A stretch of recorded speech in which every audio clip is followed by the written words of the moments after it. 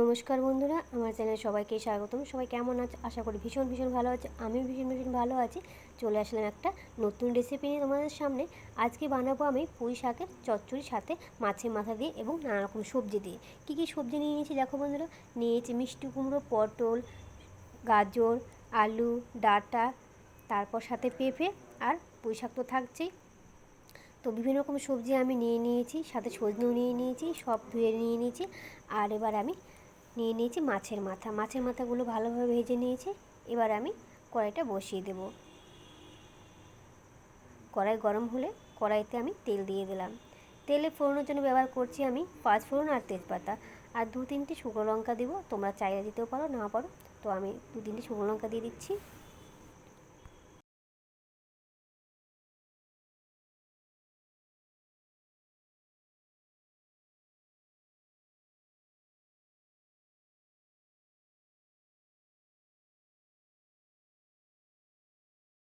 তো তেজপাতা হালকা পুড়ে গেছে। এবার আমি দিয়ে দেবো পেঁয়াজ আর রসুন।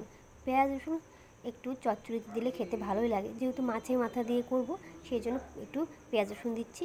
পেঁয়াজ রসুন আমি হালকা করে ভেজে নিচ্ছি।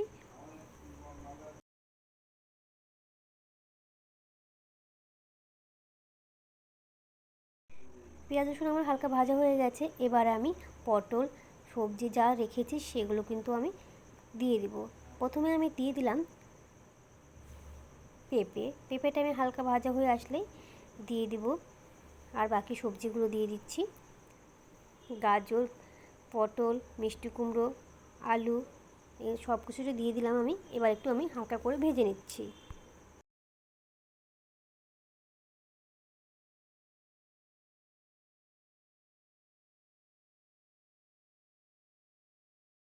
হালকা ভাজা হয়ে এসেছে। এবার আমি যে পুঁই শাকটা রেখেছি সেই পুঁই শাকের ডাঁটিগুলো দিয়ে দিচ্ছি, আর শাকগুলো তো আমি আলাদাভাবে রেখে দিয়েছি। এবার ডাঁটিগুলো দিয়ে ভালোভাবে নেড়ে চেড়ে দিচ্ছি। সাথে একটু লবণ দিয়ে আমি নেড়ে চেড়ে নেব। লবণ দিয়ে আমি কিছুক্ষণের জন্য 5-7 মিনিটের জন্য ঢাকা চাপা দিয়ে দিব।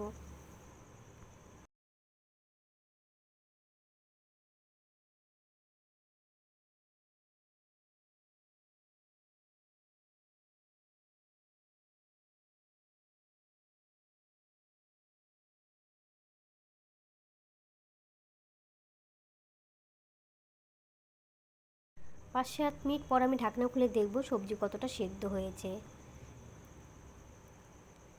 সবজিটা একদম পারফেক্টলি সেদ্ধ হয়ে গেছে। এবার একটু আমি ভালোভাবে নেড়ে চেড়ে নিচ্ছি।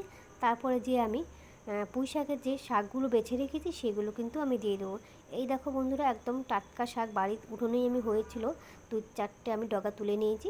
সেটা কিন্তু এবার আমি শাকটা দিয়ে দিচ্ছি। শাক দিয়ে নেড়ে চেড়ে নিব ভালোভাবে। তারপরে আমি দিয়ে দেবো হলুদ আর লঙ্কা বাটা। যেহেতু আমি হলুদ আর লঙ্কা বাটা দিয়েছিলাম, শুধু লবণ দিয়ে সেদ্ধ করেছি, সেই জন্য এখন আমি হলুদ আর লঙ্কা বাটাটা দিয়ে দিলাম। আবার একটু 2-3 মিনিটের জন্য আমি ঢেকে দিচ্ছি, বেশিক্ষণ না, 2 থেকে 3 মিনিট।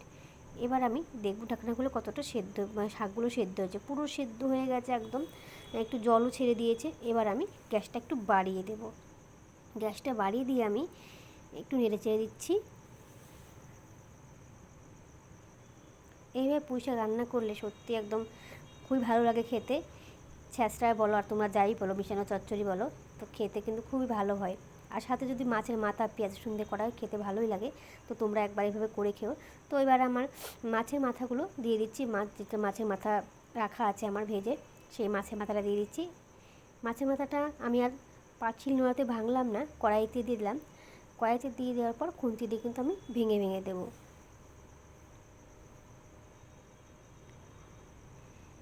একদম ভেঙে গুঁড়ো করে দিয়েছি এবং নেড়েও নিয়েছি। এবার আর মানে গ্যাসটা একদম বাড়িয়ে দিয়ে একদম ভাজা ভাজা করে নেব। আর এবারে কিন্তু আমি দিয়ে দিচ্ছি জিরা গুঁড়ো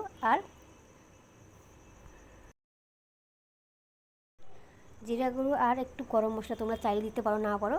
তো আমি একটু দিয়েছিলাম, সেজন্য তোমাকে বললাম। আর হচ্ছে দিয়ে দিলাম আদা বাটা। এবার আমি একদম নেড়ে নিচ্ছি। একদম হালকা হাতে নাড়তে হবে, যাতে একদম ডাঁটাগুলো ভেঙে না যায়। সাবধানে নাড়াচাড়া করতে হবে। এবার দিয়ে দেবো আমি একটু তেল। তেল দিয়ে আমি নেড়ে নিচ্ছি ভালোভাবে।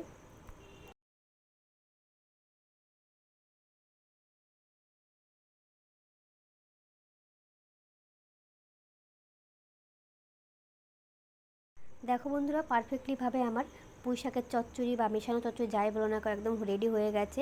কালারটাও কিন্তু চেঞ্জ হয়ে গেছে। তো তোমরা বন্ধুরা এইভাবে করে খেয়ে বলো কেমন হয়েছে রান্নাটা। তোমরাও ভালো আমার থেকে হয়তো বেশিই জানো, তো আমি এইভাবে করলাম তাই তোমাদেরকে শেয়ার করলাম। এইভাবে করে খেতে পারো। আর যদি বন্ধুরা ভিডিওটি ভালো লেগে থাকে তাহলে লাইক এবং কমেন্ট, চ্যানেলটি সাবস্ক্রাইব করে পাশে থেকো। টাটা।